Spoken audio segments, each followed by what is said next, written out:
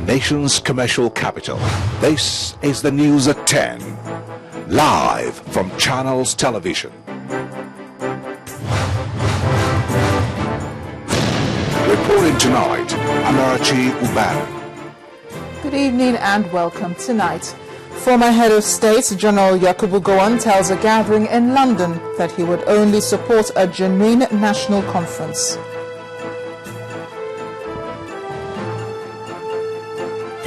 PDP wins senatorial election in Delta Central. APC alleges fraud.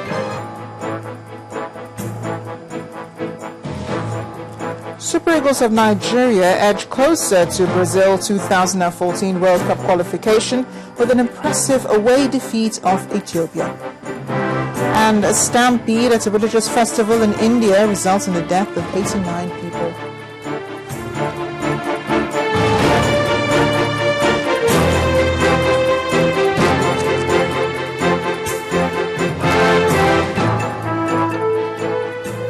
Begin tonight with more reactions trailing the call for a national conference. The latest is coming from former head of state General Yakubu Gowon, who says a national conference should not be a platform for advancing the selfish demands of any particular group, but an avenue to seek ways of improving Nigeria as a whole.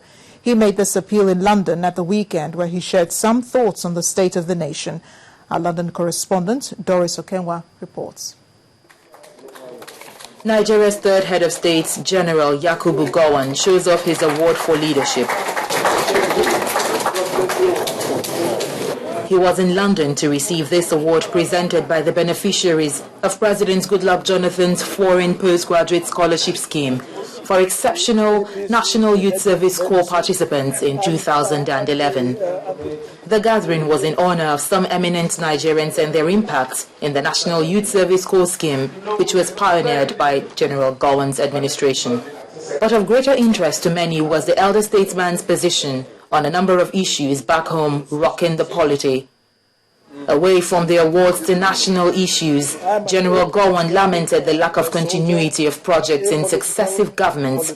He calls on governments at all levels to focus on the economic development plan, power, education and health sectors. It all depends on if every government that comes now, build upon what had been done before, rather than abandoning the project or in a program. Then I'm sure we'll make better progress. Well, for the former president and elder statesman, selfless leadership of any government, any political party is integral or one of the integral factors for moving Nigeria forward, whether national conference or awarding scholarships of this nature.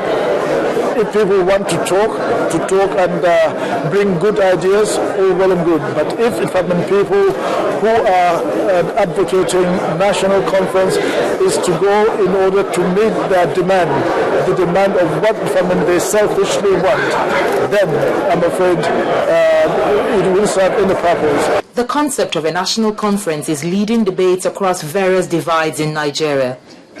The crux of the matter for those opposed is why now and what next afterwards. Doris Okenwa, Channels Television News, London. Politics now. The People's Democratic Party has won the Delta State Central District senatorial election. According to INEC returning officer Professor John Arubai, the PDP won with 263,024 votes, followed by the APC with 29,075 votes. The DPP secured 29,059 votes. The Labour Party 1,602 votes. The ACD scored 452 votes, while APGA had 326 votes. The by-elections took place in 8 local government areas of Delta State.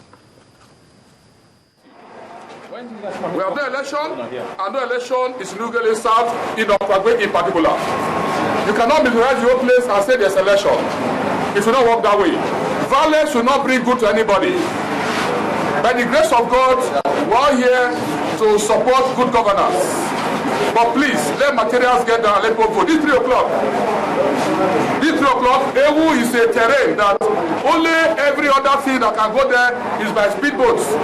We are here. The coppers who will do everything, they are here. They said the materials should pass through Bomandi, which is almost 4 local government away from where we are going. Even 6 hours drive.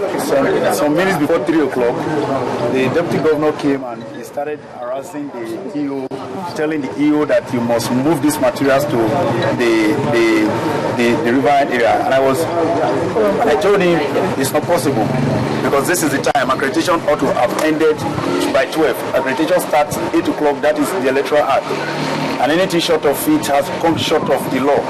And therefore, such election will not be held to be a valid election. Meanwhile, in Kwara State, Nigeria's north-central region, the PDP has flagged off its campaign for the local government election scheduled for the 26th of this month. Supporters of the party in their numbers from the 16 local governments in the state governor, Abdul Fattah Ahmed, and members of the National Assembly from the state, including former Kwara State Governor, Senator Bukola Saraki, attended the event. Governor Ahmed asked politicians in the state not to be deceived by those he calls gold diggers.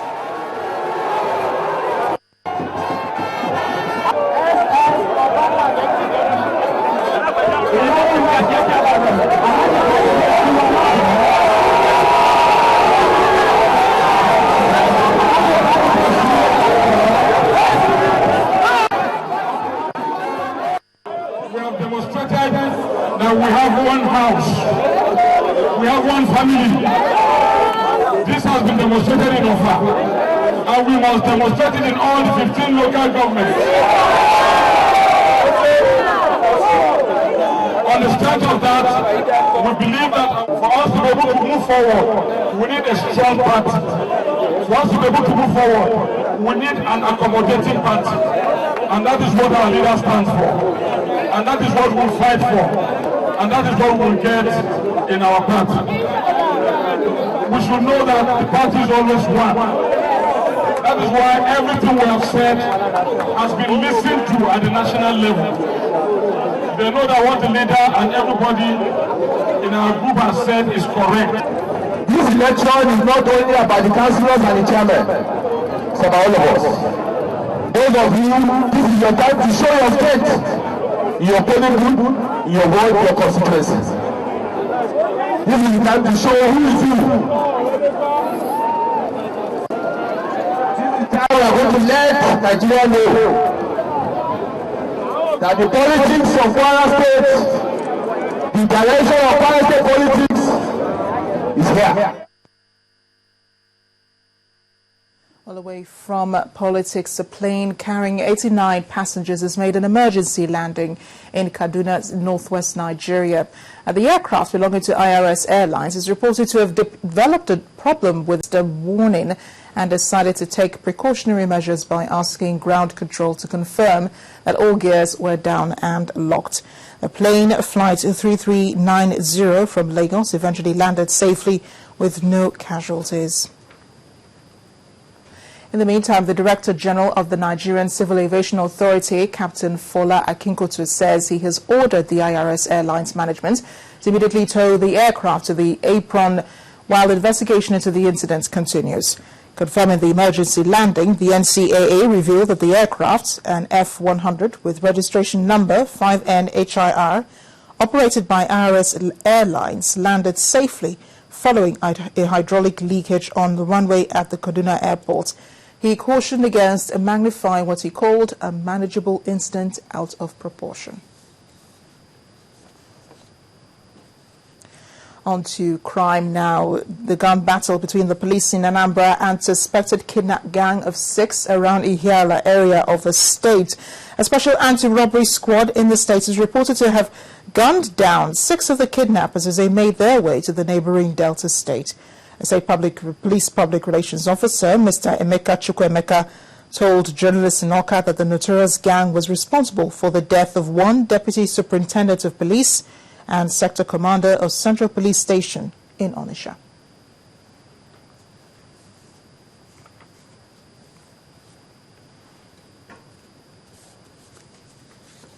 kidnapped one son Okoye in his Acura Jeep and took him away to an unknown destination. Information got to the police, and the police mobilized and launched a manhunt in search of these people. Fortunately, the vehicle which they were operating with, it was described to the police, and the police actually launched a manhunt. Incidentally, we blocked all the exit points out of Anambra State Police Command, and the search continued to the wee hours of this morning. At about 2:24 a.m. this Sunday morning, we saw them because they have made spirited efforts to escape to the neighboring Delta State.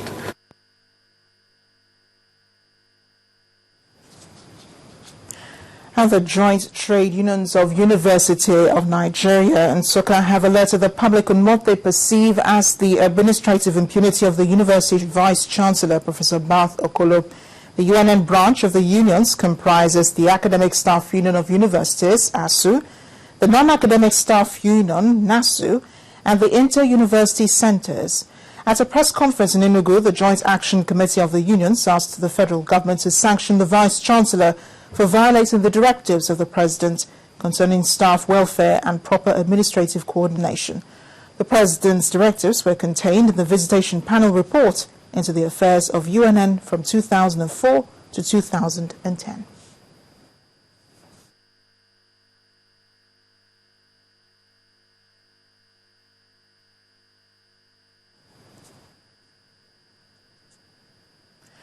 And part two, after the break, our focus on the death penalty in Nigeria. The civil rights community has condemned it and the continued enforcement of such a law in Nigeria.